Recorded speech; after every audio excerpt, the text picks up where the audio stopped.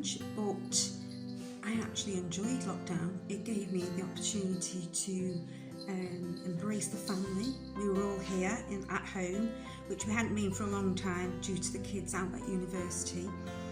I still worked, so I kept busy with that. It all went online, so I did eventually get a bit zoomed out over it all, but I was still working, hubby's still working as a key worker. Life in lockdown really meant focusing on work and sort of concentrating on what the actual day was and working out how we could connect with people, how we could keep people busy, how we could give them bits of focus for themselves, so give them little jobs, little ideas creatively to keep reaching out to people. And it also meant reaching out to neighbours and family and just checking in with people. Well, in hindsight, I think it was pretty nice in a lot of ways. I loved how quiet it was, loved how quiet the road was. I live on a busy road, it was nice that it was quiet. I don't know, really, it's so strange. The first lockdown was peaceful, I thought. It was a bizarre time of quiet streets, but in the job that I do, we just sort of carried on. So the only thing is we weren't in offices, so yeah, it seems such a long time ago. For me, it's kind of had lots of positives because it's enabled me to use skills that I haven't particularly used before. I haven't used in the way that I am using them now. So for me, it's kind of changed like my work role. I hadn't in years written my own music, and then I came back to it through lockdown, and that gave me different opportunities and working with different groups of people.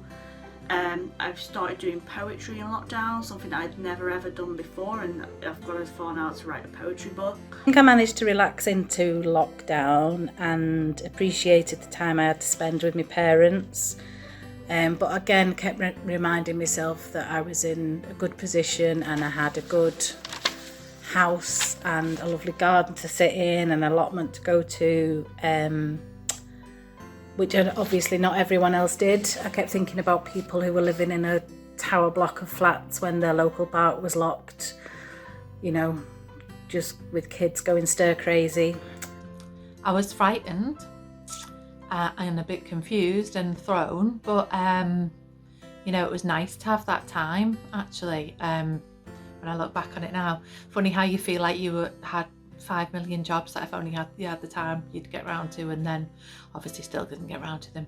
Just trying not to be overwhelmed by it, take every day as it comes, enjoy the sunshine, enjoy the quiet, and just you know, work out how you do the right thing. We should take comfort in knowing that we've all been through something together. It's a shared experience, so you know, it should bring us together.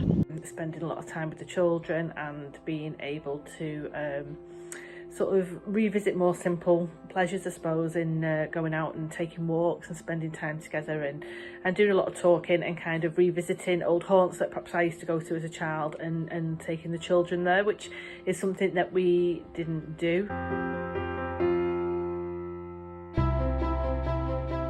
Like most people, the biggest challenges in lockdown were around the working from home while having the children at home and trying to school and prioritise between all of that.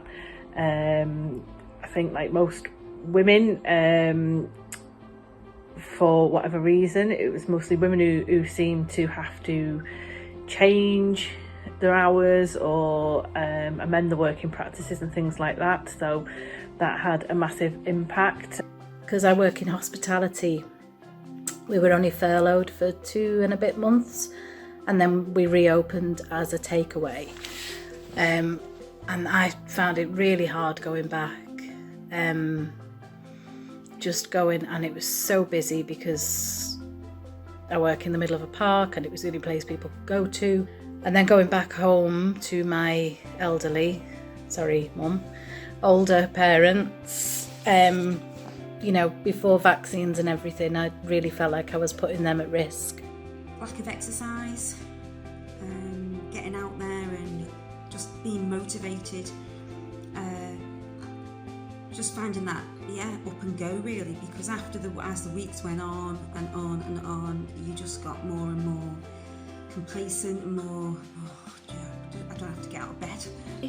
Spending too much time with my own thoughts, it is the case that because you're looking at the same walls all the time, you start to think, you're trying to find things to do, but I quite easily get stuck in my own head at times, and I've done a lot. Getting overwhelmed, as I've said, or I think reacting to news items. There were certain things, obviously it happened in that period, that changed life anyway. First of all, the work that I did really depended on events, and events weren't happening, so that was a massive challenge. Seeing if I could adapt, having things cancelled, not being able to earn any money, that was challenging. I did struggle a lot mentally, and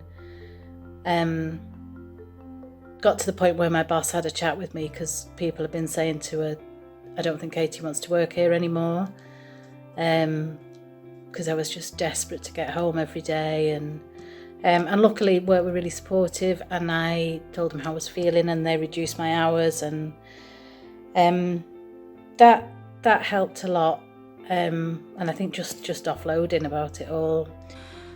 Moving house, I don't know why I chose to do it during the pandemic, but it was a case of I have to do it now or I'm really going to hit a low. So I did it, and it was bloody difficult. And the other really big challenge for me was my mum, because she lives on her own and she's very used to being active and seeing a lot of other people, and obviously she couldn't do that. And then the kind of constant worry about was she okay, and has anyone spoken to her, and has she seen anybody through the window, because obviously we couldn't even meet each other outdoors then. That I think if it wasn't for that constant worry, actually the other challenges would have been easier to deal with, I think. The murder of George Floyd and other significant things that were quite a difficult thing in themselves to deal with, but also with the kind of current situation, it was obviously just kind of seemed so much more urgent and important to deal with, and so emotional really. So I think coping with your emotional state was probably the biggest challenge. I started a degree last September, which was obviously extra challenging because we had to study remotely on and off. I think we were in for a bit and then went into lockdown, so closed for a bit. And because I'm studying counselling, a lot of our work is personal development, and it, chatting to each other, counselling each other. So obviously that was very hard remotely. It wasn't easy to do, and it was just not the same. I think not seeing family, definitely, that was hard. But then we're saved by Zoom, and we're saved by social media, aren't we? So work was a challenge because we were restricted to seeing some of our families and stuff at first, but yeah, a challenging time for everyone, I think.